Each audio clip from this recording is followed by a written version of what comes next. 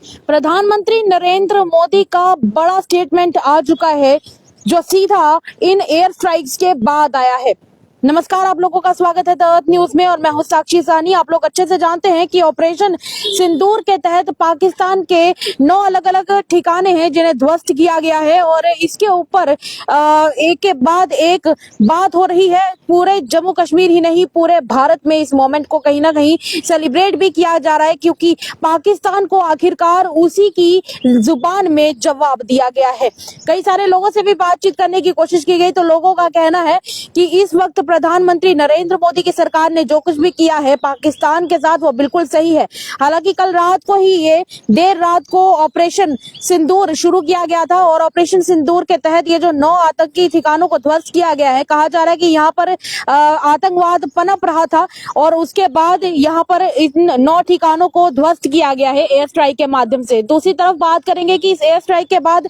प्रधानमंत्री नरेंद्र मोदी का क्या कहना है वो भी आपको बताएंगे, पर उससे पहले ये भी आपको बता दें कि गृह मंत्री अमित शाह की मीटिंग दोपहर 2 बजे आज माफ कीजिएगा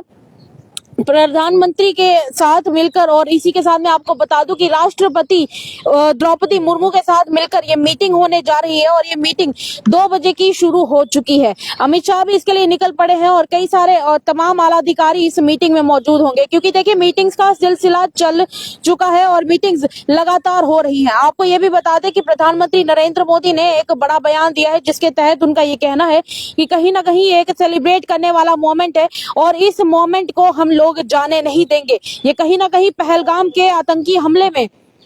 जिन मासूमों की जान गई थी ये उसका बदला लिया गया है। जिन माताओं और बहनों ने अपने पतियों को उस पहलगाम के आतंकवादी हमले में खोया था उसके खिलाफ ये एक रिवेंज मोड था और उस बदले को पूरा किया गया है। कहीं ना कहीं जितने भी ये आतंकवादी हमले हुए हैं उन सबका मुंह तोड़ जवाब इस एक एयर स्ट्राइक के बदले लिया गया है और इस तरीके से हम पूरी कोशिश कर रहे हैं कि जितना हो सके आतंकवाद को जड़ से खत्म किया जाए, जड़ से उखाड़ कर मिटा दिया जाए। हालांकि अगर दूसरी तरफ से एक और पर्सपेक्टिव सामने आता है, अगर इंटरनेशनल लॉ के हिसाब से देखा जाए तो इंडिया की ये जो टारगेटेड स्ट्राइक थी जो कल देर रात को शुरू हुई,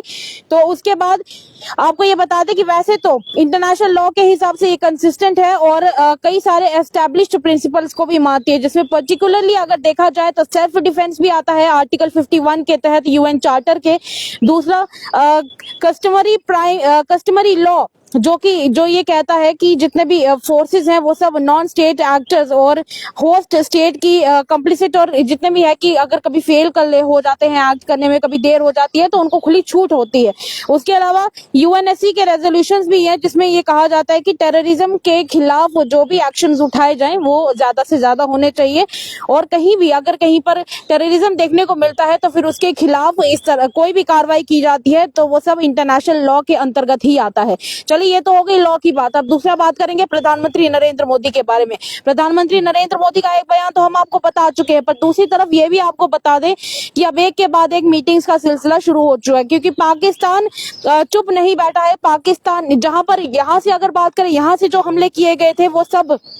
उन इलाकों में किए गए थे जो रिहायशी इलाके नहीं है, यानी कि वो इलाके हैं जहां पर सिविलियंस नहीं रहते थे, जहां पर कहा जा रहा है कि टेररिज्म पनप रहा था, उन्हीं 9 इलाकों को निशाना बनाया गया था। पर पाकिस्तान ने कायराना हरकत करते हुए जम्मू कश्मीर के सिविलियन इलाकों को निशाना बनाया। पुंछ के कई इलाके हैं जिनको निशाना बनाया गया है और भी कई सारे इलाके हैं जिनको पाकिस्तान ने निशाना बनाया है। पाकिस्तान बाज नहीं आ रहा है, इसीलिए एक और मीटिंग अब 2 बजे रखी गई है और अब तक अभी वो मीटिंग चल रही है। मीटिंग के बाद पता चलेगा कि इसमें क्या डिसाइड किया गया है, क्या डिसाइड नहीं किया गया है। पर अगर बात करेंगे पाकिस्तान की, तो पाकिस्तान की जो पंजाब टेरिटरी है वहां पर कहा जा रहा है, सूत्रों के हवाले से जो खबर आई है वो ये है कि वहां पर इमरजेंसी लागू कर दी गई है। जी हाँ, पाकिस्तान के पंजाब में इमरजेंसी लागू कर दी गई है और वहां पर अभी वॉर लाइक सिचुएशन बन चुकी है। अब आने वाले समय में जो आज के दिन पाकिस्तान ने काउंटर अटैक्स किए हैं और सिविलियंस को निशाना बनाया है, उसका बदला कैसे